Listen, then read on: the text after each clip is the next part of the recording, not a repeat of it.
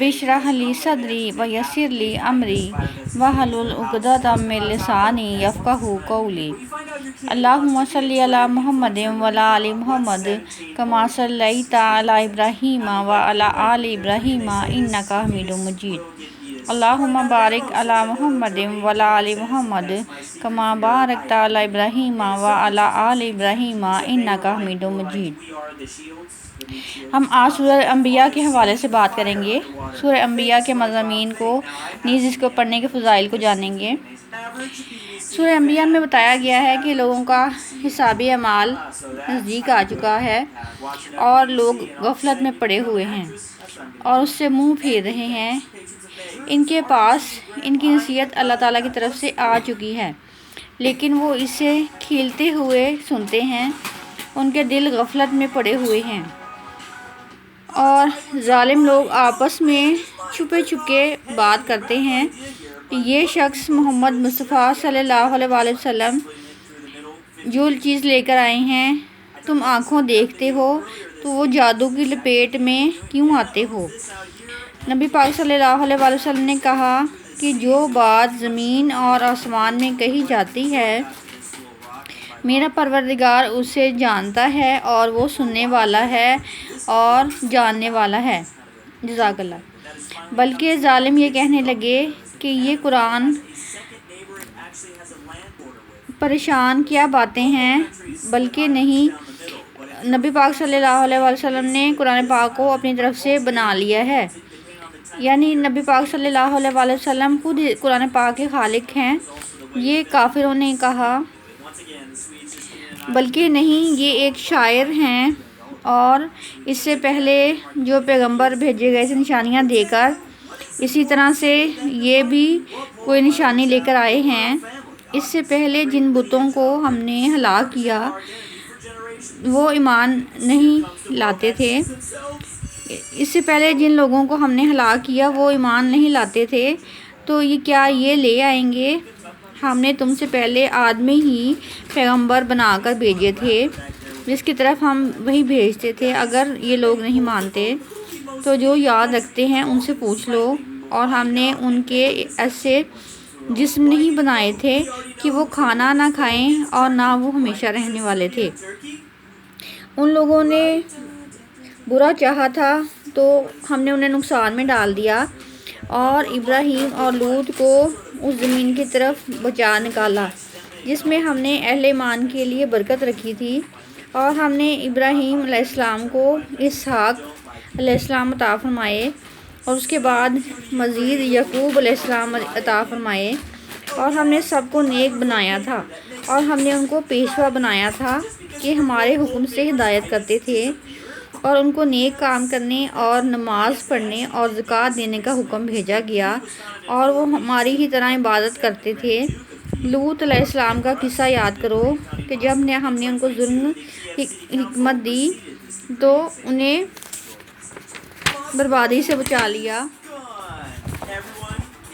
बेशक वो लोग बुरे और बदकार थे जिन्होंने अपनी रहमत में खलल किया। कुछ शक नहीं कि नेक किरदार ही बेहतर अंजाम में जाएंगे। और नूह अलैहिस्सलाम का किस्सा याद करो कि जब उन्होंने हमें पुकारा तो हमने उनकी दुआ कबूल फरमाई और उनको उनके साथियों को बड़ी घबराहट से निजात दी। और जो लोग हमारी आयतों की तकज़ीब किया करते थे उन पर नुसरत बख्शी। उनको उस दिन का भारी खौफ गमगीन नहीं करेगा और फरिश्ते उन को लेने आएंगे और कहेंगे कि यही वो दिन है जिसका तुमसे वादा किया जाता था। सूरह अंबिया एक मक्की सूरत है जिसमें कि 112 आयतें और 7 रुकू हैं। सूरह अल-अंबिया तदवीनी एतबार से कुरान पाक की 21वें नंबर की सूरत है। नज़ूल के एतबार से इसकी 9 आयात और सूरतों की तरतीब अलग है। ये कुरान पाक की तरतीब तौफ़ीकी है, यानी कि बज़रिए वही अल्लाह ताला ने सरकार दो आलम सल्लल्लाहु अलैहि वसल्लम को बताई। मक्की सूरत है और इसकी 112 आयात हैं। मक्की सूरतों में अल्लाह ताला ने अकीदे पर गुफ्तगू की है عقیدہ توحید، عقیدہ رسالت اور عقیدہ آخرت، ان تینوں پر سورہ انبیاء میں گفتگو کی گئی ہے۔ اس سے پہلے سورہ ابراہیم میں معاہدہ اعظم کا ذکر تھا، حضرت ابراہیم علیہ السلام، اور اس کے بعد سورۃ ہجر اور سورۃ النحل میں اور سورہ الحجر میں توحید کے حوالے سے شبہات کو دور کیا گیا تھا، فرما برداروں کو سعادت بخشی گئی تھی اور نافرما برداروں کو تہس نہس کر دیا گیا تھا۔ سورۃ النحل کے اندر مومن اور مشرک کی مثال دی گئی ہے، جیسے کہ مومن شہد کی مکھی کی طرح ہے، جو وہ پھلوں اور پھولوں کا رس کھاتا ہے تو شہد مکھی بناتی ہے، اسی طرح سے جب مومن کھانا کھاتا ہے تو وہ توحید کا کلمہ بلند کرتا ہے، اور ایسے مومن اللہ تعالیٰ کی نعمتوں سے لطف اٹھاتے ہیں جو کہ توحید کے دریا میں غرق ہو جاتے ہیں، جبکہ عام مکھی جو کہ کھانا کھاتی ہے اور فضلہ بناتی ہے، اسی طرح سے کافر کی مثال ہے جو کہ وقت گزاری کے لیے دنیا میں آتے ہیں اور خدا کو نہیں پہچانتے۔ اور سورہ النحل میں اللہ تعالیٰ نے حقیقت کو واضح فرمایا ہے، مومن کی اور کافر کی مثال کو۔ پھر توحید کے دریا میں غوطہ زن ہونے والے مسلمانوں کا بھی ذکر فرمایا ہے۔ سورہ بنی اسرائیل میں محبوب اعظم کا ذکر تھا۔ محبوب اعظم خود محمد مصطفیٰ صلی اللہ علیہ وسلم کی ذات گرامی ہے۔ سورہ کہف کے اندر کتاب اعظم کا ذکر ہے۔ سورہ مریم میں فضل اعظم کا ذکر ہے۔ حضرت عیسیٰ علیہ السلام بنا باپ کے پیدا ہوئے تھے۔ اور پھر ان انبیاء کا ذکر جن کو نعمتوں میں سے حصے ملے۔ اگر تم چاہتے ہو کہ تمہیں بھی اچھا حصہ ملے تو انبیاء کی سنتوں اور عادتوں پر عمل کرتے رہنا، ایسا سورہ انبیاء میں بتایا گیا ہے۔ جن انبیاء نے محنتیں کیں اور اپنے اپنے درجے پائے۔